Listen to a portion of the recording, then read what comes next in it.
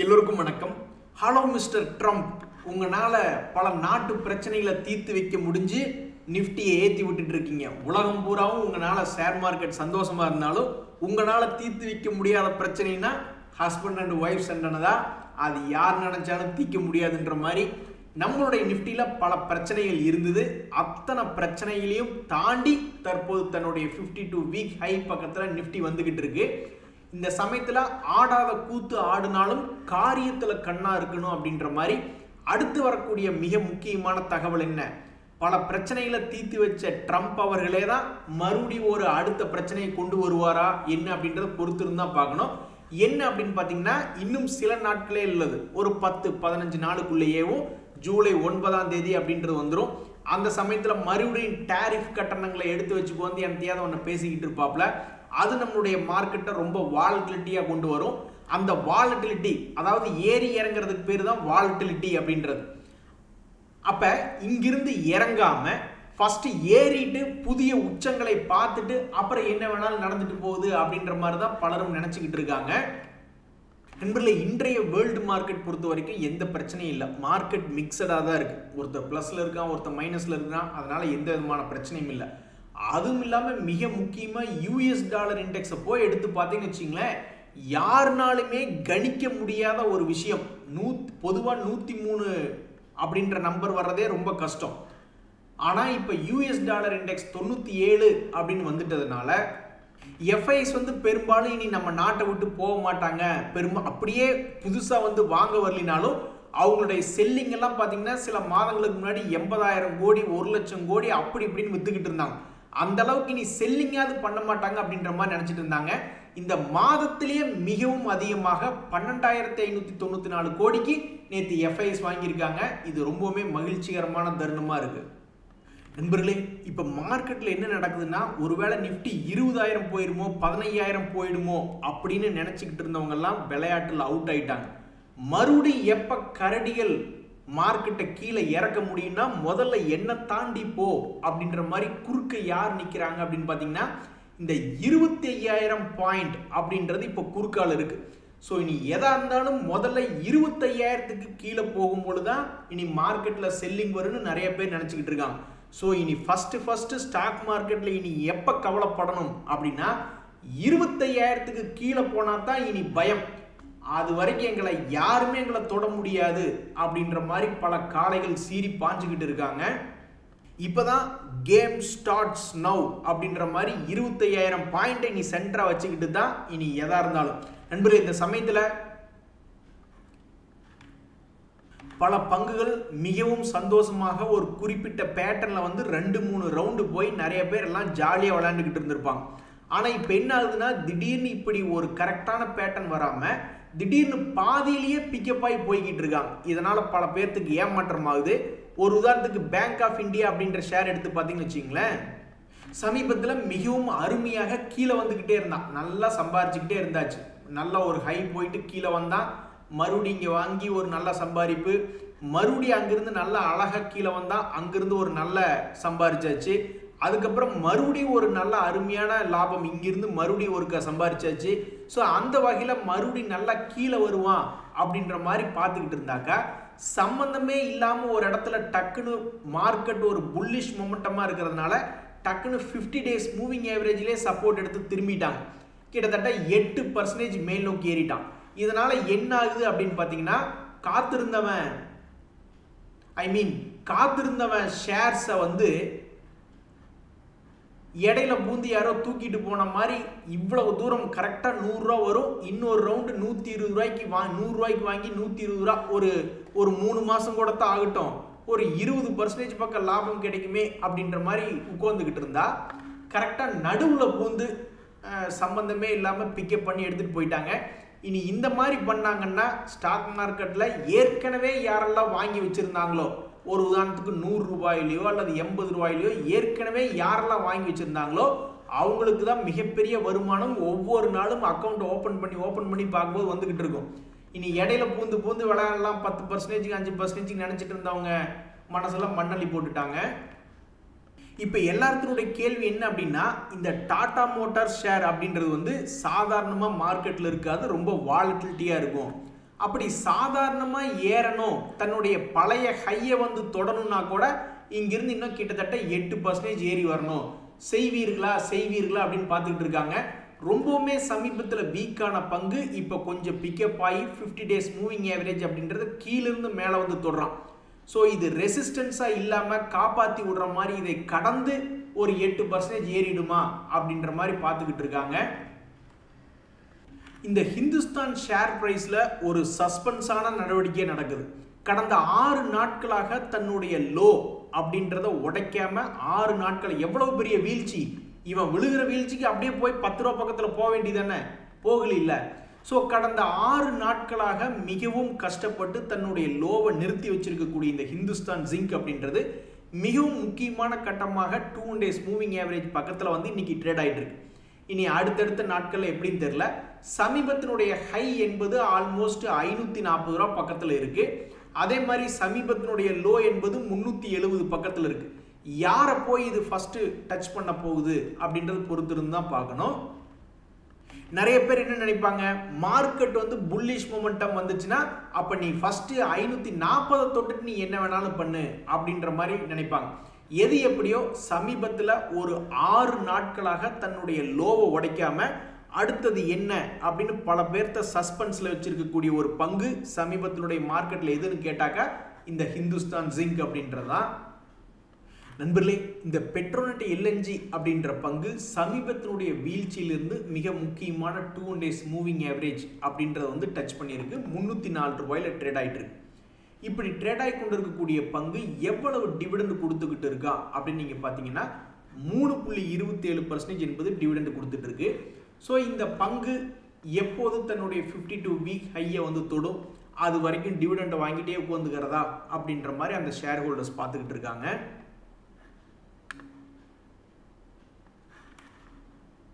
இந்த டாக்டர் ரெட்டி அப்படின்ற share price வாழைப்பழத்தில் ஊசி ஏற்றுற மாதிரி அப்படியே லேசாக ஒரு மாதமாகவே கொஞ்சம் கீழ் நோக்கி இறங்குமுகமாக இருக்கு. இதுக்கு முன்னாடியே அதனுடைய ஷேர் ட்ரேடர்ஸ் பின்னாடி ஊசி ஏற்றி இருக்கு. 2 முறை 1400 டு இதே லெவலில் வரும்பொழுது 2 முறை இறங்கி மறுபடியும் 2 முறை அபாரமான லாபம் என்பது சம்பாரிச்சு கொடுத்துருக்கு. அப்போ இப்போ போடக்கூடிய ஊசி முதல்ல போட்ட மாதிரியே ஏதாவது ஆயிடுமா அல்லது ஏதாவது ரிவர்சல் நடக்குமா? மார்க்கெட் இப்போ கொஞ்சம் நல்லா இருக்கே, இன்னும் ஒரு முறை ஹை போயிட்டு ஒரு 2000 பக்கத்தில் கீது போயிட்டு வந்தீங்கன்னா கொஞ்சம் சௌரியமாக இருக்குமே அப்படின்னு பார்த்து கொண்டு இருக்காங்க பல ட்ரேடர்கள்.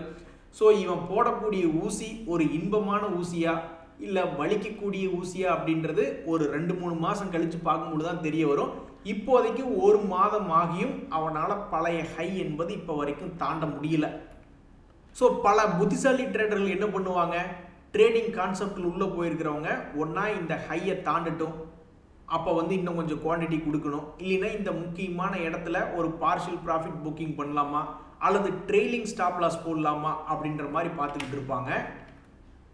நண்பர்களே, இப்படி 10% விளையாட ஆரம்பிச்சிட்டாங்கன்னா நம்மளுக்கு ஷேர் மார்க்கெட் கட்டுப்படியாகாது. ஷேர் மார்க்கெட் லைஃபே வேஸ்ட் ஆகிடும்.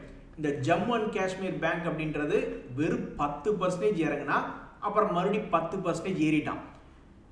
நிறைய பேர் என்ன நினைக்கிறாங்கன்னா 10% இறங்கின பங்குல போய் பணம் போட ஆரம்பிச்சு இந்த மாதிரி ஒரு 100 முக்கியமான ஸ்டாக்ஸ் வெறும் 10% இறங்கி 10% ஏறதை பார்த்துட்டு 100 பங்குல பிரிச்சு பணத்தை போட்டான்னு வச்சுங்களேன், மொத்த பணமும் லாக் ஆனதுக்கு அப்புறம் மறுபடியும் பழையபடி 20% இறங்கி 20% ஏறுற மாதிரி எல்லாம் ஆயிடுச்சுன்னு வச்சுங்களேன், அப்ப பார்ட்டிசிபேட் பண்ற கையில பணமே இல்லாம போயிடும். ஸோ சமீபத்தில் மார்க்கெட்ல ஏதோ ஒரு டிரான்சிஷன் அப்படின்ற மாதிரி நடக்குது. ஸோ ஒரு 20% பக்கம் நல்ல ஒரு மூவ்மெண்ட் இருந்த ஸ்டாக் மார்க்கெட்ல இப்போ வந்து திடீர்னு ஏகப்பட்ட பங்குகள் வெறும் 10% ஆடிட்டு இருக்காங்க. இதனால என்ன ஆகுன்னா நிறைய ட்ரேடர்களுக்கு பொறுமை இழந்துருவாங்க. பார்க்குற பங்குகள் பூரா என்னடா பழைய லோ வராம பாதி ஒரு 10% இறங்கின உடனே திரும்புறானுங்களே அப்படின்னு அவங்க ஸ்ட்ராட்டஜி மாத்தினாங்கன்னு வச்சுங்களேன், ஒரே மாசத்துல இருக்கிற பணத்தை பூரா லாக் பண்ணிட்டு அப்புறம் வேற மாதிரி ட்ரேட் ஆக ஆரம்பிச்சிட்டாங்கன்னா அப்புறம் ஒன்றும் பண்ண முடியாது. ஸோ இப்போதைக்கு மார்க்கெட்ல ஒரு டஃப் சிச்சுவேஷன். பல ட்ரேடர்களுடைய மனசை களைச்சு விடுற மாதிரி 10% இறங்கினாவே மறுபடியும் 10% ஏறுற மாதிரி நடந்துகிட்டு இருக்கு. இது எங்க போய் முடியும்னு தெரியல. பணத்தை லாக் பண்ணி விட்டானா தான் ப்ராப்ளம். இப்போ எல்லாரும் மைண்டை மாத்திட்டு சரி 10% இறங்கினாவே சீப் ஆகுது அப்படின்னு ஏவரேஜ் பண்ண ஆரம்பிச்சு திடீர்னு நார்மலா 10%ல இறங்காம எப்பவும் போல 20% 40% இறங்கிட்டான்னாக்கா அப்புறம் நீ ஒன்றும் பண்ண முடியாது. அதனால எப்பவுமே உஷாரா இருங்க நண்பர்களே. அதே மாதிரி இந்த ஜம்மு அண்ட் காஷ்மீர் பேங்க்குக்கு இத்தனை முறை சம்பாரிச்சு கொடுத்துருக்கான். 10%, 15%, 20% இவ்வளவு முறை சம்பாரிச்சு கொடுத்துருக்கு. எது அடிப்படையாக இருந்தது அப்படின்ற மாதிரி பார்த்தீங்கன்னா அவன் செஞ்சிருக்கக்கூடிய ரிசல்ட் தான். டிவிடெண்ட் 2% கொடுத்துக்கிட்டு இருக்கான். அதே சமயம் சமீபத்தினுடைய ரிசல்ட் எல்லாம் பார்த்தீங்கன்னா 582 கோடி லாபம் அப்படின்ற மாதிரி ரெஜிஸ்டர் பண்ணியிருக்கான். ஸோ இது போன குவார்ட்டரை விடவும் மிகவும் அதிகமான லாபம். ஸோ இது மாதிரி ப்ராஃபிட் ஏர்னிங்ஸ் க்ரோத் இருக்கு, டிவிடெண்டும் கொடுக்குறாங்க அப்படின்னா எப்பெல்லாம் கீழே விழுகுதோ அப்பெல்லாம் மேலே ஏறுவானா அப்படின்ற மாதிரி நிறைய பேர் பார்த்துக்கிட்டு இருப்பாங்க. இந்த முறை என்ன ஆயிருக்கு அப்படின்னு பார்த்தீங்கன்னா 10% இறங்கின உடனே ஏறினது ஒரு ஏமாற்றம். இனி இந்த பங்கு எப்போ தன்னுடைய 52 வீக் ஹையை தாண்டும் அப்படின்னு நிறைய பேர் பார்த்துட்டு இருக்காங்க. அடடா, பல ட்ரேடர்கள்லாம் வந்து ஒரு ட்ரிப்பு மிஸ் பண்ணிட்டாங்க நண்பர்களே. இந்த 5 ஸ்டார் அப்படின்ற பங்கு சமீபத்தில் ஒரு 650 ரூபாயில சப்போர்ட் எடுத்து டக்குன்னு 825 ரூபா போயிட்டான். யாருமே அதை கவனிக்கல. யாரும் கவனிக்காத நேரமா பார்த்தா கடந்த 6 நாட்கள்லயே பெரிய அளவில் கீழே இறங்கி 720 ரூபா வரைக்கும் போயிட்டு மறுபடியும் 760 வந்துட்டான். இதனால பல ட்ரேடர்களுக்கு ஒரு சான்ஸ் மிஸ் ஆயிடுச்சு அப்படின்ற மாதிரி தான் அர்த்தம். இன்னும் கொஞ்சம் அவன் கீழே இறங்கி ஒரு 700 அல்லது ஒரு 675 வரைக்கும் வந்துட்டு அப்புறம் 760 வந்துருந்தான்னா ரொம்ப அருமையா இருந்திருக்கும். ஒரு ஸ்விங் ஆப்பர்ச்சுனிட்டி போச்சே, யாரும் பார்க்காத நேரமா பார்த்துட்டு இப்படி ஒரு வேலையை பார்த்துட்டேன்னு பல பேர் கோபமா இருக்காங்க 5 ஸ்டார் ஷேர் பிரைஸ் மேல. இந்த சமயத்தில் எஸ்ஐபி கான்செப்டுக்கே பாலூத்திய இன்னொரு பங்கு கடந்த ஒரு மாதமாக அப்படின்னு பார்த்தீங்கன்னா இந்த பிஜிஎல் அப்படின்ற ஒரு பங்கு. இந்த பிஜி எலக்ட்ரோபிளாஸ்ட் அப்படின்ற பங்கு எலக்ட்ரானிக் மேனுஃபேக்சரிங் செக்டரில் ரொம்ப முக்கியமான இடத்துல இருக்கு. இப்படி இருக்கக்கூடிய இந்த பங்கு பெருசாக டிவிடெண்ட் என்பதெல்லாம் தர்றதில்லை. ஆனால் அவனுடைய குவார்டர்லி ரிசல்ட் என்பது பார்த்தீங்கன்னா வளர்ச்சி தரும் விதமாக போன குவார்ட்டரில் 145 கோடி லாபம் அப்படின்ற ரெஜிஸ்டர் பண்ணியிருக்காங்க. ஆனால் இந்த பங்குல யாராவது சரி ஓகே கரெக்டாக ஒரு முக்கியமான லோக்கு வந்திருக்கான், இங்கிருந்து பழையபடி எப்படி ஏறினானோ அதே மாதிரி ஒரு முறை லாபம் தருவான் ஒரு 2-3 மாசத்துக்குள்ள அப்படின்னு நினைச்சு இந்த இடத்துல எஸ்ஐபி ஸ்டார்ட் பண்ணி விட்டுருந்தாங்கன்னா அந்த எஸ்ஐபிக்கே பால் ஊத்திட்டான். எஸ்ஐபின்னு என்ன? எஸ்ஐபி ஆரம்பிச்சோன்னே ஒன்னா அந்த பங்கு மேல் நோக்கி போகணும், எப்படி வாங்கினாலும் அது லாபம் வரணும், அல்லது கீழ் நோக்கி போகணும், நல்ல சீப்பான ரேட்டுக்கு டெய்லி ஒவ்வொரு ரூபா தள்ளி தள்ளி வாங்கலாம் எஸ்ஐபி மூலியமா. இதுதான் எஸ்ஐபியில் ஒரு நல்ல கான்செப்ட். ஆனால் அந்த எஸ்ஐபிக்கே பால் ஊற்றும் விதமாக போன மாசத்திலிருந்து இந்த மாசம் வரைக்கும் ஒரே ரேட்டில் இருந்தா அப்போ ஒவ்வொரு நாள் வீக்லி எஸ்ஐபி கூட கொடுங்க, டெய்லி எஸ்ஐபி போட்டிருந்தா கூட பெருசாக காஸ்ட் ஆவரேஜிங் அப்படின்றதே நடந்திருக்காது. அப்படி எஸ்ஐபி கான்செப்டுக்கே கும்பா பாடி விட்ட இந்த பிஜிஎல் அப்படின்ற பங்கு ஏதாவது ஒரு ஷாக்கிங் மூவ்மெண்ட் காட்டுமா? தன்னுடைய 52 வீக் ஹையை நோக்கி திரும்பி வருமா? அல்லது 52 வீக் லோ போகுமா?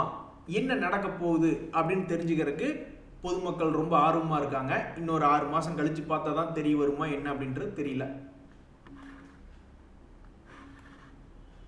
இப்போ ஐடிசி ஷேர் பிரைஸ் தனியா இல்லை, அந்த அண்ணனுக்கு சப்போர்ட் கொடுக்கறதுக்கு 2 தம்பிங்க வந்திருக்காங்க அப்படின்ற மாதிரி இந்த ஓஎன்ஜிசி அப்படின்ற பங்குமே வெறும் 5%க்குள்ள ஆடிக்கிட்டு இருக்கான். எப்படி ஐடிசி அப்படின்ற பங்கு ஒரு 5%க்குள்ள மேலே கீழே ஏறி இறங்கி ஆடிக்கிட்டு இருக்கோ அதே மாதிரி இந்த ஓஎன்ஜிசி அப்படின்ற பங்குமே அண்ணனுக்கு தம்பியாக நாங்கள் இருக்கிறோம் அப்படின்ற மாதிரி இந்த ஓஎன்ஜிசியும் ஐடிசியோட சேர்ந்துடுச்சு. அதே மாதிரி இதெல்லாம் என்னங்க வியாபாரம்? பாக்குவத்தில் வாங்கி விற்றா கூட 50 பைசாக்கு வாங்கி 1 ரூபாய்க்கு விற்கக்கூடிய ஆட்கள் இருக்கு. ஆனால் இந்த ஸ்டாக் மார்க்கெட்டில் இவ்வளவு பெரிய ரிஸ்க் எடுக்கிறோம்.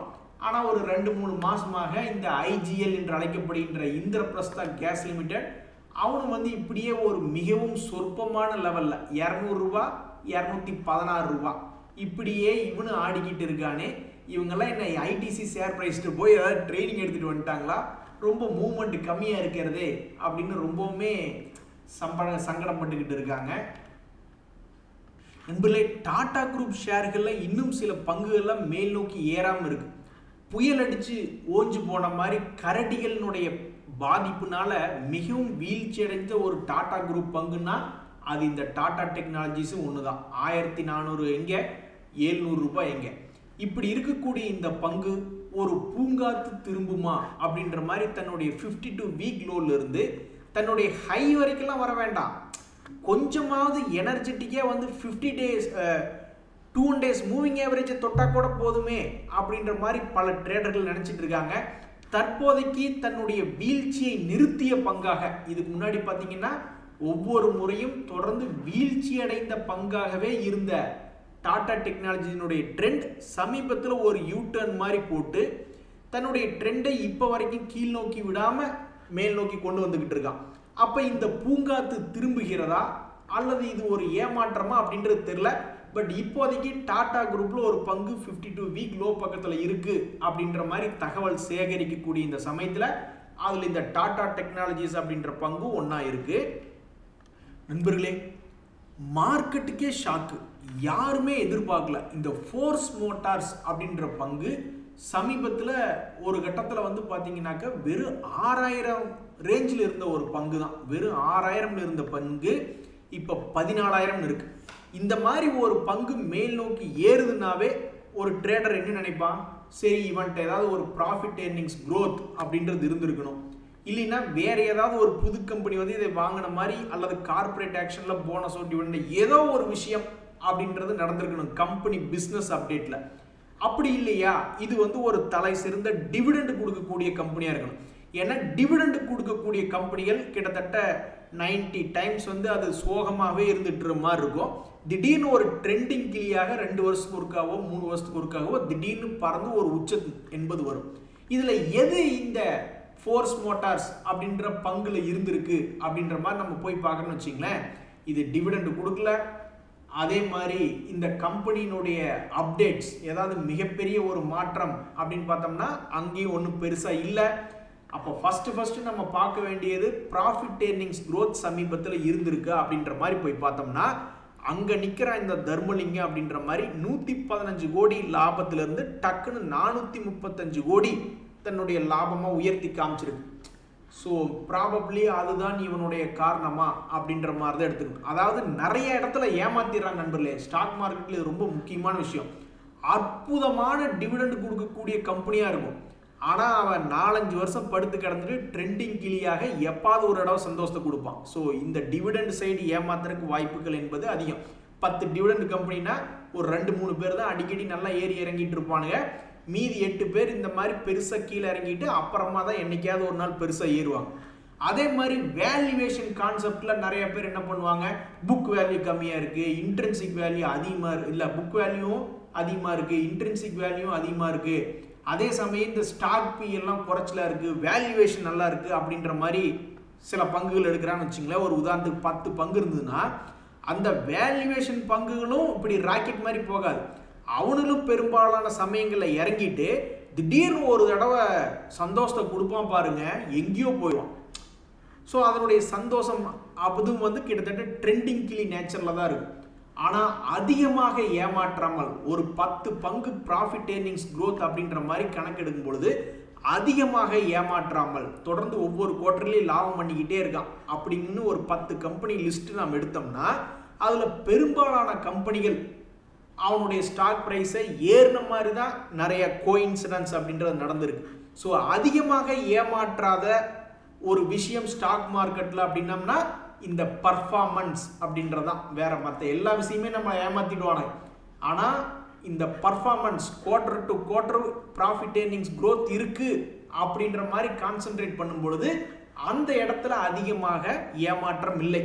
ஸோ இந்த ஃபோர்ஸ் மோட்டார்ஸ் அப்படின்ற பங்கினுடைய படிப்பினை என்ன சொல்லுதுன்னா, where there is a performance there is a probability or there is a chance for recovery அப்படின்றதான். கடைசியாக நான் ஒன்றை கூறி முடித்துக் கொள்கிறேன். ட்ரம்ப் அவர்களே, உங்களால பல நாட்டு பிரச்சனை தீர்த்திருக்கீங்க, உங்களால இந்த பிரச்சனை தீர்க்க முடியுமா? நன்றி, வணக்கம்.